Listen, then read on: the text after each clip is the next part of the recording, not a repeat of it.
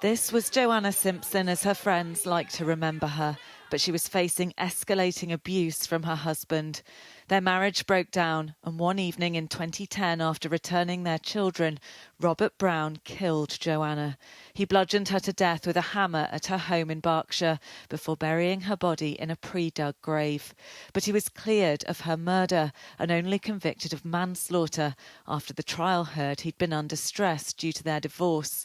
The campaign by her friends and family has helped drive the review of homicide law that's been announced.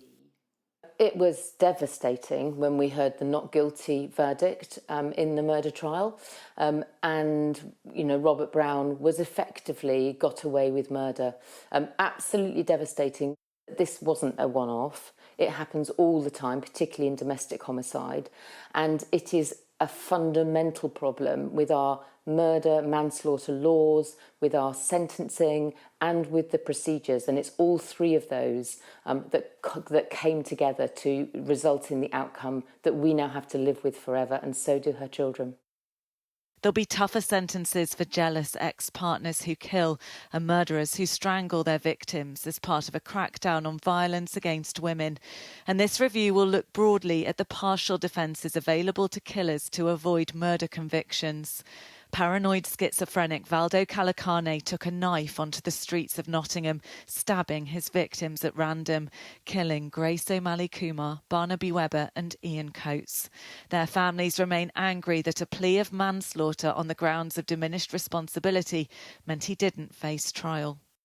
You're in a world of pain already when this type of tragedy happens, but the layer upon layer of extra trauma that this has caused us all by knowing that justice hasn't been served and that we've been failed, but most importantly, Barney, Grace and Ian have failed. And do you know what? This will happen again if it doesn't change. Some believe reform should lead to the introduction of different degrees of murder. Splitting the offence of murder into different categories. First-degree murder, when it's intended to kill. Second-degree murder, intended to cause serious harm, or a partial defence, like a mental defence. The public would understand what we're doing in our courts in this country with regard to murder and why people get the sentences that they do. Joanna's friends fear that would lead to fewer convictions for first-degree murder and hope for more widespread reform so more families get the justice they need. Becky Johnson, Sky News.